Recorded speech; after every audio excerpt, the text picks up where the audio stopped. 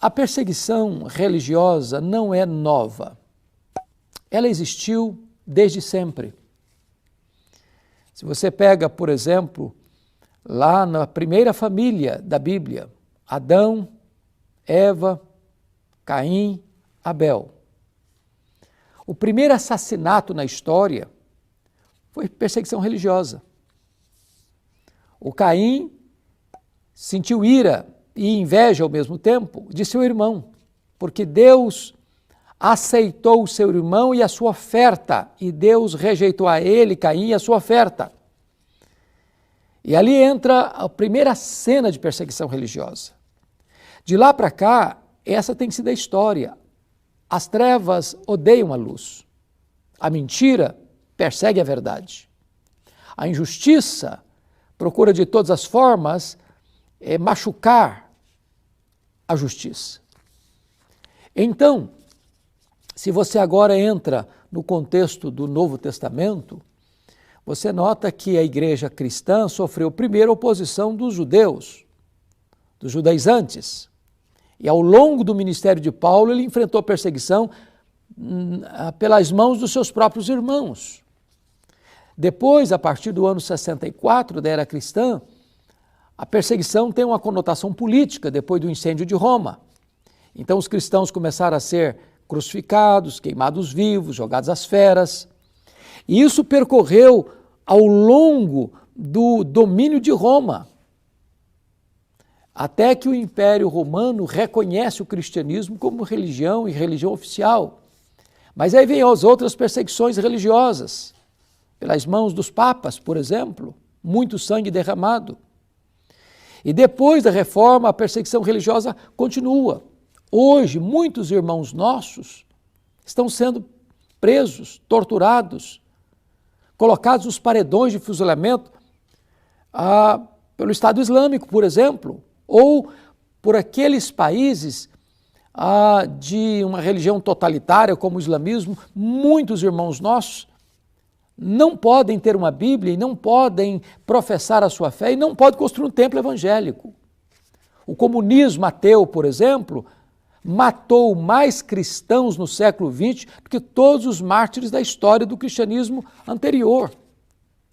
Hoje, talvez nós não tenhamos aqui no Brasil uma perseguição no sentido de proibição de ir e vir, ou de ter um templo, ou de carregar uma Bíblia, ou de pregar publicamente, mas já existe fortemente uma perseguição ideológica, uma cristofobia no nosso país.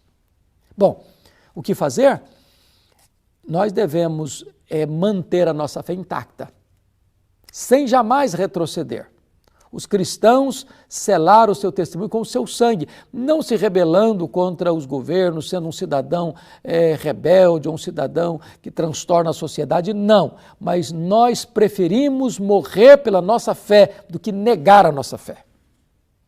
Aliás, o apóstolo Paulo disse em 2 Timóteo, capítulo 3, versículo 12, todo aquele que quiser viver piedosamente em Cristo será perseguido. Você e eu não podemos ser perseguidos por erros, por transgressões, por pecados, por más atitudes e ações, mas se sofrermos pela nossa fé, nós somos felizes, nós somos bem-aventurados, diz a palavra de Deus.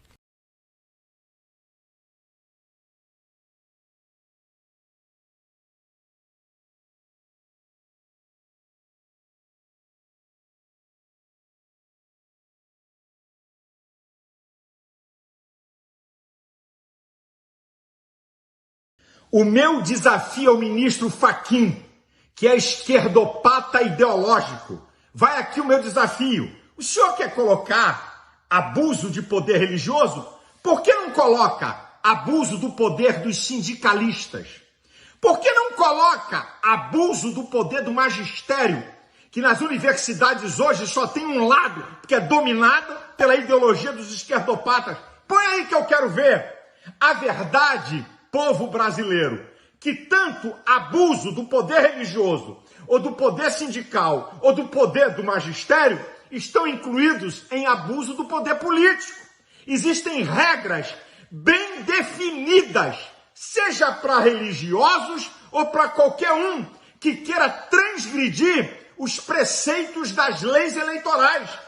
Isso é uma tentativa de cerceamento do pensamento conservador. Esse é que é o jogo nojento e inescrupuloso. Então, seu Fachin, põe aí, que eu quero ver. Põe aí. Abuso do poder sindical, abuso do poder do magistério, conversa fiada. Eu apelo aos ministros do Tribunal Superior Eleitoral que rejeitem essa aberração que não passa de um preconceito e perseguição religiosa.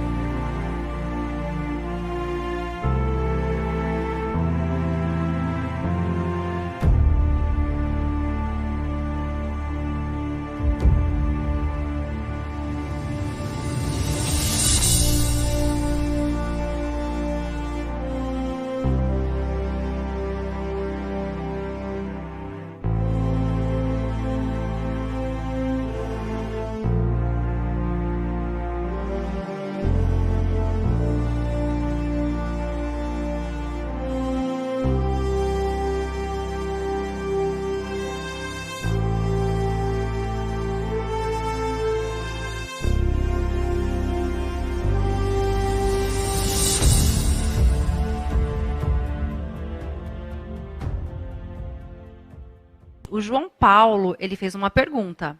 O que é EC? Mudou o conceito? Não erraram na hora de digitar?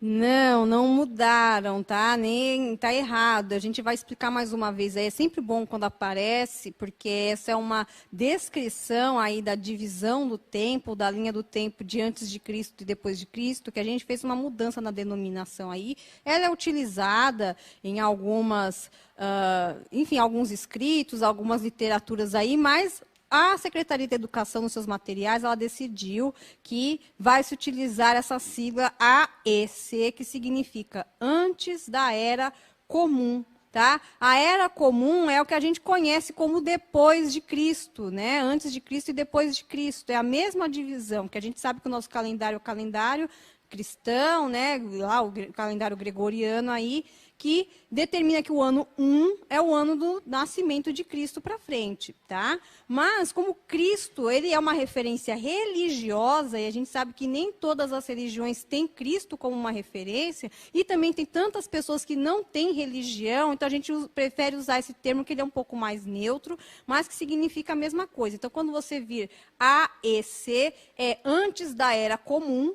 Tá? A contagem do tempo é a mesma coisa, então se você vir lá 9 AEC, você está vendo 9 antes de Cristo. Tá? E o EC, simplesmente, que é a Era Comum, que já é do ano 1 da Era Cristã para frente. Tá?